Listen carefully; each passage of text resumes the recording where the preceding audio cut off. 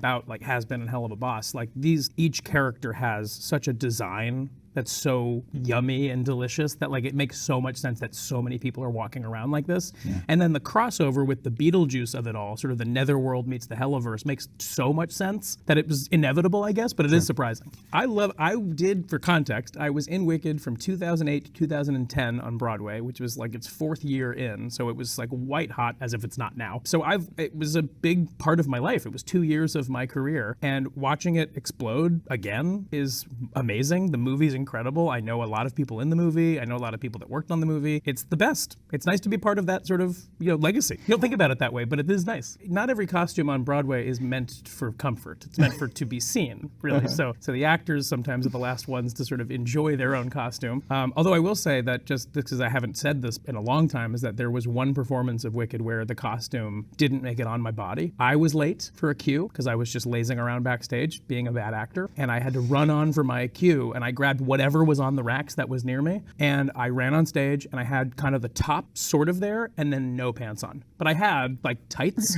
so it sort of worked in some Shakespearean kind of way. But I was on the Gershwin Theater stage in 2009-ish, completely pantsless, and so there is trauma there. Sure, I mean, I don't know how much I'm supposed to reveal about that. Ooh. I don't know, who knows? But I believe in magic. I like believing the secrets of magic should be kept. So what I will say is how Bach turns into the Tin Man in the show is not just with one person. And there's some business that happens behind a wardrobe that is quick and to the naked eye looks pretty seamless, but it takes a lot of effort and more than one, and less than 5. That I'll agree with. Yeah, the icon thing I'm out to sea with, but I'll agree that I've played iconic characters. I'm not a great impressionist, although I do lots of voices.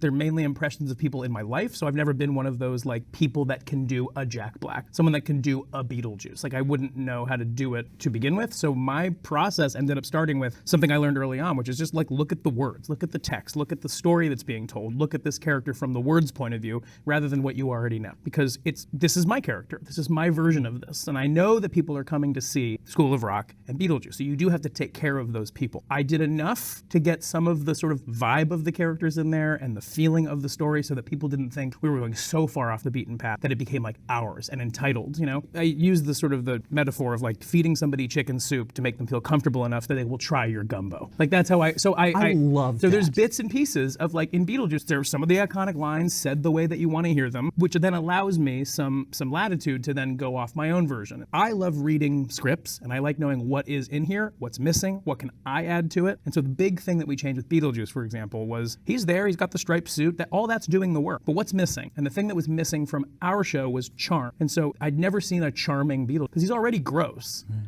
So how funny would it be if he was just trying to be charming and he was self-conscious? And so mine was a little more like that, and it just separated itself enough that people liked it in its own way. And I think that that's like important to do when you're adapting anything. It's such a bold departure from the original source material. There we go. Clip that. Here's an example. Okay, great. I just put in a VO tape for an audition where I do a voice for my dog, because everybody does a voice for their dog or their pet. And that's a very private, very personal voice that you very rarely let others hear. Same. Right. And so, but I did. And so like I try to pick from my life, because I think that there's no more unique voices than the ones that are around you all the time that aren't famous people. So even bad impressions of famous people are your own impressions. Like I find that to be really useful too. And I teach that. When I teach people, I say, do a Christopher Walken impression. And they go, I don't do one. I go, just try. And they do it. And it has nothing like Christopher Walken, but it does sound like something. And that's interesting. Absolutely. So no one has to go, it's Christopher Walken. It's just an interesting voice. That'll work. That's how I find all the voices that I do. If not, that is totally fine. Yeah, absolutely. Why not? I'm vulnerable. Let's go. I'm really wide open right now. So you got me. Ask me any. My dog is named Kevin. And when Kevin talks, he sounds like this. Dad, may I please have a greenie? Please, Dad.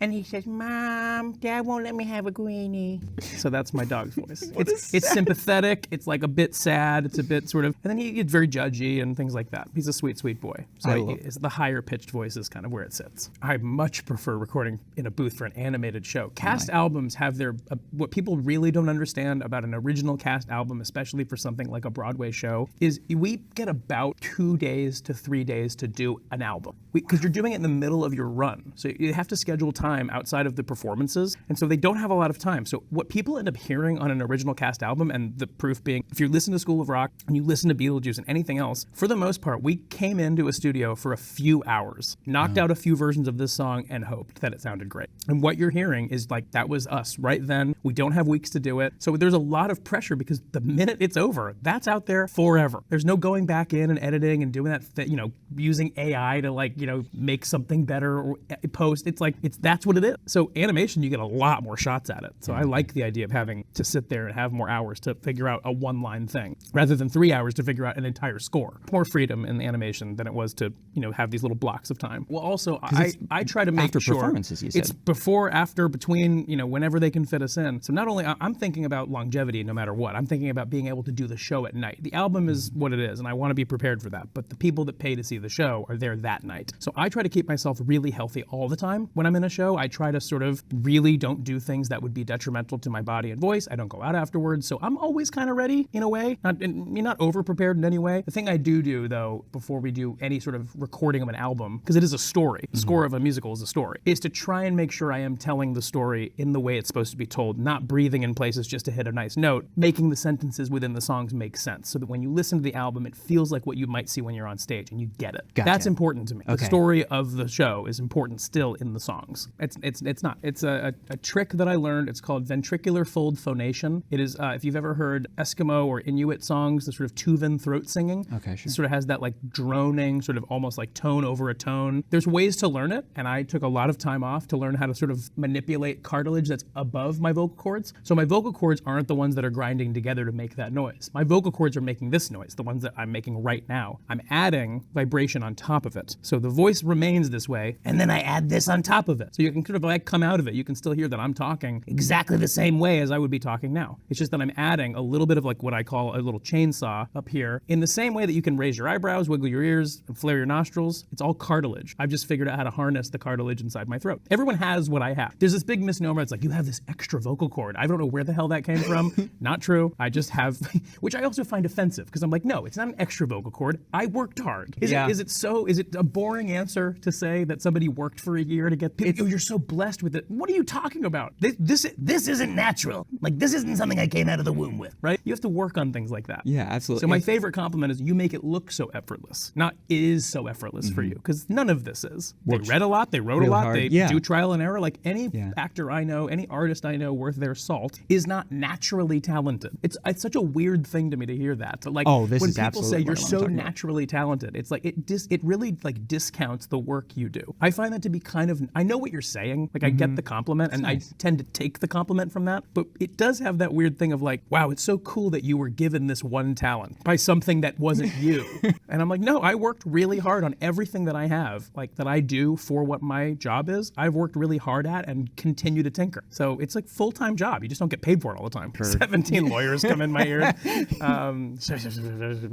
I think it's kind of at this point inevitable that you're gonna see Sir Pentious in season 2 from the cliffhanger. I mean, it would be wild to tease that he's in heaven without showing anything in season 2. So not necessarily that's like something teasy, but there is some really, really, really rich Sir Pentious stuff in season 2 that I am so excited. Both happy, sad. It kind of runs the gamut of like what anyone would experience were they to have had their entire world quite literally turned upside down. Going from hell to heaven in a split second, that does something to somebody. And also, I guess the thing I would tease is if you had all of your friends in one place and then you get to somewhere new, there's going to be a longing to see your friends again. Clip it. And then I get immediately killed.